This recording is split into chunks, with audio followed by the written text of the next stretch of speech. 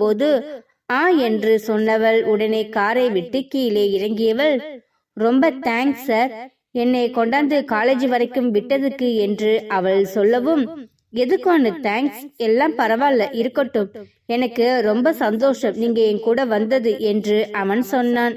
இவள் என்ன சொல்வதென்று தெரியாமல் ஒரே பதட்டத்தில், எனக்கும் ஹாப்பி தான் சார் என்று வாய் வார்த்தைக்கு சொல்லிவிட்டு அவள் காலேஜுக்குள் செல்வதற்கு முற்பட்டாள். என்ன அனு, அதுக்குள்ளாட்டியும் அவசரம் என்று கேட்கும்போது, இல்ல சார், இன்னைக்கு எக்ஸாம் இருக்கு, அதனாலதான் கொஞ்சம் நர்வஸா இருக்கேன் என்று அவள் சொன்னாள். Okay Anu, all the best, நல்லபடியா எக்ஸாம் எழுது. எக்ஸாம் எழுதிட்டு எங்களுடைய கம்பெனிக்கு நீ சீக்கிரமா வந்து ஜாயின் பண்ண, உன்னுடைய அப்பாயின்மெண்ட் ஆர்டர் கொடுக்கறதுக்காக நான் வெயிட் பண்ணிட்டு இருக்கேன் என்று அவன் சொல்லவும், அதை கேட்டு அவளுக்கு அப்பொழுது சிரிப்பு வந்தது. என்ன அனு சிரிக்கிறே என்று கேட்டவன், இல்ல சார், எப்ப படிப்பு முடிஞ்சு வேலைக்கு போகணுங்கிற ஒரு எண்ணத்துல தான் இருக்கேன். அது உங்க வாயால சொல்லும் போது எனக்கு சந்தோஷமா இருக்கு, ரொம்ப தேங்க்ஸ் என்று சொல்லிவிட்டு அவள் பாய் என்று கையை அசைத்து விட்டு காலேஜுக்குள் சென்றாள். காலேஜ் வாசலில் இவளுக்காக காத்து கொண்டிருந்த தோழி இவளை வைத்தக்கண் வாங்காமல் பார்த்து கொண்டிருந்தாள். என்னடி நடக்குது இங்க என்று அவள் கேட்கவும், என்னடி என்ன என்று அவள் கேட்டதும், இல்ல என்ன நீ பிரகாஷ் சார் கார்ல வந்து இறங்குற, அது பிரகாஷ் சார் தானே என்று அவள் கேட்டாள். நீ நினைக்கிறது 100% உண்மைதான், அது பிரகாஷ் சார் தான் என்று அவள் சொல்லவும், என்னடி நடக்குது இங்கே என்று அவள் கேட்கவும், அதுவா என்று அவள் பஸ்ஸுக்கு நின்றது, பிரகாஷ் வந்தது, அனைத்து விஷயத்தையுமே சொல்லவும், அடேங்கப்பா, உனக்கு மச்சம் எங்கேயோ இருக்குடி என்று அவள் சொன்னாள். என்னது மச்சமா என்று அவள் கேட்டாள். ஆமா, நினைச்சு கூட பார்க்க முடியாத இடத்துல அவர் இருக்காரு, ஆனா நீ அவர் கூட கார்ல வரப்ப உனக்கு எங்கேயோ மச்சம் இருக்குன்னு தானே அர்த்தம் என்று அவள் சொல்லவும், அவரு எதர்ச்சியா அந்த பக்கமா போகும்போது என்ன பார்த்து என்ன கூட்டிட்டு வந்தாரு, எனக்காக ஒன்னு அவர் வரலையே என்று அனு சொல்லவும், நீ சொல்றது ஒரு பக்கம் நியாயமா இருந்தாலும் ஆனா அவர் கூட வரதே ஒரு அதிர்ஷ்டம் தானே என்று தோழி சொன்னாள். உனக்கு எல்லாத்துலயுமே ஒரு டவுட்டு, எல்லாத்துலயுமே ஒரு கேள்வி, நீ சரியான கேள்விக்கு பிறந்தவடி என்று அனு சொல்லவும், ஏய் நீ ஏதோ சமாளிக்கிற என்று தோழி சொன்னாள். சி, நான் எதுவுமே சமாளிக்கல, வா ஃபர்ஸ்ட் எக்ஸாம் எழுதலாம் நல்லபடியா என்று சொல்லி அவளை உள்ளே அழைத்தாள். அதே போலவே இருவருமே எக்ஸாம் ஹாலுக்கு சென்று அவர்களுடைய பேப்பரை வாங்கி எக்ஸாம் எழுதி கொண்டிருந்தார்கள். எக்ஸாம் எழுதி கொண்டிருக்கும் பொழுது திடீரென்று அனுவுக்கு பிரகாஷுடன் வந்தது ஞாபகம் வந்தது. அவன் பேசிக்கொண்டே வந்த விதம், அவளை பார்த்து கொண்டு வந்த விதம் அனைத்துமே அவள் நினைத்து அவளை அறியாமலேயே சிறு புன்னகை பூத்தாள். இதை தொலைவில் இருந்து பார்த்து கொண்டிருந்த தோழி, என்னாச்சு அவளுக்கு, லூசு மாதிரி தன்னாலேயே சிரிக்கிறார், ஏதோ ஆயிடுச்சு, ஆனா நம்ம கிட்டதான் எதையோ மறைக்கிறாள் என்று அவள் நினைத்த உடனே சுற்றி இருந்தவர்கள் தன்னை பார்க்கிறார்களா என்று கவனிக்கவும், இவள் தோழி அவளை கவனிக்காதது போல இருந்து விட்டாள். ஆனால் அவள் சிரிப்பதை இவள் பார்த்து விட்டாள் என்பதை அனு பார்க்கவில்லை. உடனே அமைதியாகிவிட்டு அவளுடைய எக்ஸாமை எழுத ஆரம்பித்தாள். இதே போலவே அனைத்து எக்ஸாமையும் இவர்கள் இருவரும் நன்றாகவே எழுதி முடித்தார்கள். கடைசி நாள் எக்ஸாம் எழுதி கொண்டிருக்கும் பொழுது, என்னடி அனு என்று தோழி கூப்பிடவும், சொல்லுடி என்று இவள் சொன்னாள்.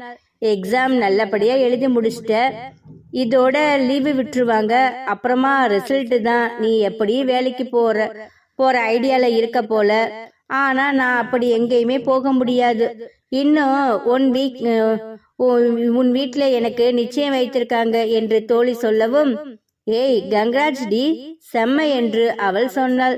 நீ கண்டிப்பா என்னுடைய என்கேஜ்மெண்ட்டுக்கு வரணும் என்று தோழி சொல்லவும், நான் கண்டிப்பா வரேன் என்று சொல்லிவிட்டு இருவரும் சந்தோஷமாக பேசிவிட்டு அனைத்து ஃப்ரெண்டுகளிடமும் பிரியா விடை கொடுத்து அவர்கள் அனைவரையும் பிரிந்தார்கள். பிறகு இவர்கள் பஸ் ஸ்டாண்டில் போய் நிற்கவும், என்னடி ஒத்து ஒத்து பார்த்துட்டு இருக்க, இன்னைக்கு ஒன்னும் உன்னுடைய ராசி எடுபடாது, ஏன்னா இன்னைக்கு பிரகாஷ் சார் இந்த வழியில போக மாட்டாரு, உன்னையும் கூட்டிட்டு எல்லாம் போக மாட்டாரு, நீ சும்மா ரோட்டையே பார்க்காத என்று தோழி சொல்லவும், சி என்னடி இப்படி பேசுற, நான் அவர் வருவார் என்று நான் எட்டி பார்க்கல, பஸ் வருகிறதா என்றுதான் பார்த்தேன், ஏண்டி உன் புத்தி இப்படி எல்லாம் யோசிக்கிறது என்று அனு கேட்டாள். என் புத்தி ஒன்னும் அப்படியெல்லாம் யோசிக்கல, என்னமோ சம்திங் இருக்கு, ஆனா நீ தான் சொல்ல மாட்டேங்கிற என்று தோழி சொல்லவும், இங்க பாருடி, என் மனசுல எதுவுமே இல்ல. அப்படி ஏதாச்சும் இருந்தா ஃபர்ஸ்ட் அதை நான் உன்கிட்ட தான் சொல்லுவேன்.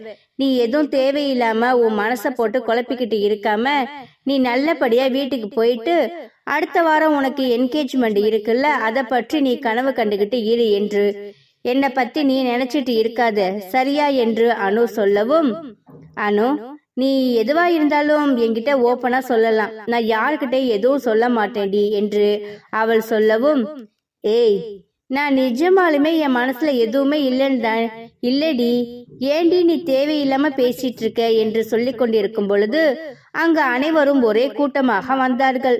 அப்பொழுது என்னாச்சு என்று அவர்கள் கேட்கவும், ஏதோ ஒரு பஸ் பிரேக் டவுன் ஆயிட்டு ஆக்சிடென்ட் ஆயிடுச்சு, அதனால இந்த வழியில இனிமே எந்த பஸ்ஸும் வராதுன்னு சொல்லிட்டாங்க என்று சொல்லவும் இவர்கள் இருவருக்கும் என்ன செய்வதென்று தெரியாமல் முழித்து கொண்டிருந்தார்கள்.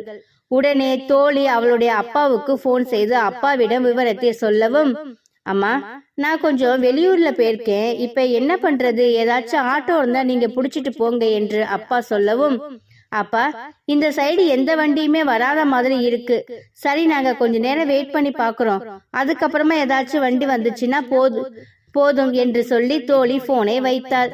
உடனே அனு மாமாவுக்கு போன் செய்து விஷயத்தை சொல்லவும், அனுமா இன்னைக்குன்னு பார்த்து நான் ஒரு ப்ராஜெக்ட் விஷயமா மீட்டிங்ல இருக்கேன், இப்ப உடனே என்னால கிளம்பி வர முடியாதுமா, நீயும் உன் தோழியும் பார்த்து பத்திரமா அங்கேயே நில்லுங்க, ஏதாச்சும் வண்டி வந்துச்சுன்னா நீங்க யாரையும் எதிர்பார்க்காம கிளம்பி போயிருங்க என்று மாமா சொல்லவும் இவர்கள் இருவருக்கும் என்ன செய்வதென்று தெரியாமல் முழித்து கொண்டிருந்தார்கள். கடவுள் ஏதோ போட்ட ஒரு முடிச்சு இவர்களிடம் இருப்பது போல அன்று பிரகாஷ் அந்த வழியாக வண்டியில் சென்று கொண்டிருந்தான். அப்போது இவர்கள் இருவரும் பஸ் ஸ்டாண்டில் நிற்பதை பார்த்த பிரகாஷ் உடனே அங்கு நின்று என்னாச்சு என்று அணுவை பார்த்து கேட்டான்.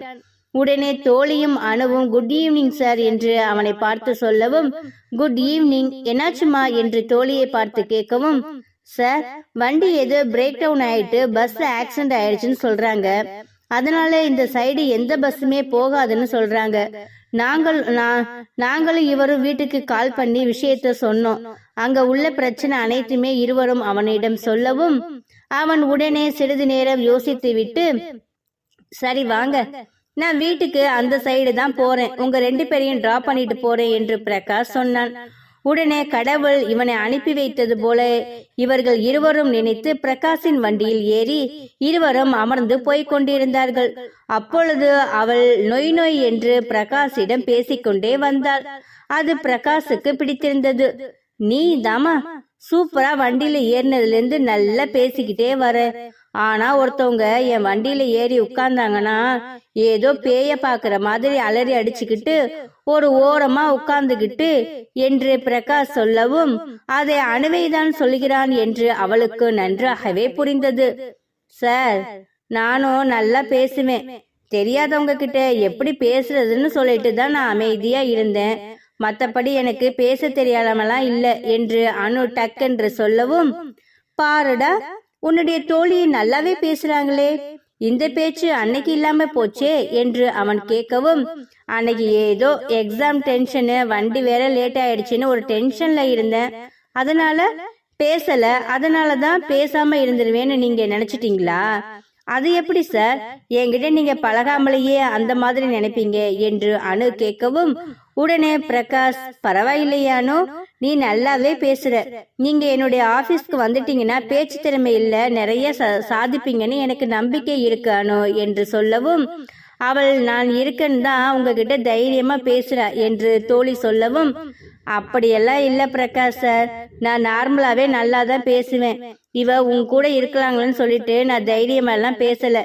இவளை வேணா இறக்கி விடுங்க, நான் இப்ப எப்படி பேசுறேன் பாருங்க என்று அனு சொல்லவும், ஏய் என்னடி நினைச்சிட்டு இருக்க, நீங்க 2 பேரும் பேச்சு போட்டிக்கான வின் பண்றதுக்காக நடு ரோட்ல இறக்கி விடலாம் என்று சொல்லி பாக்குறீங்களா, அதெல்லாம் முடியாது சார், நீங்க உங்களுடைய போட்டியை நீங்க அப்புறமா வச்சுக்கோங்க, இப்ப நீங்க என்னை கொண்டு போய் வீடு வரைக்கும் சேர்த்தாலே போதும், நீங்க 2 பேரும் அமைதியா வாங்க என்று தோழி கிண்டல் சொல்லவும் மூவரும் கொய் என்று சிரித்து விட்டார்கள். இப்படியே மூவரும் சிரித்து பேசிக்கொண்டு செல்லவும் ஒரு கட்டத்தில் பிரகாஷ் வண்டியை நிப்பாட்டினான். என்ன சார்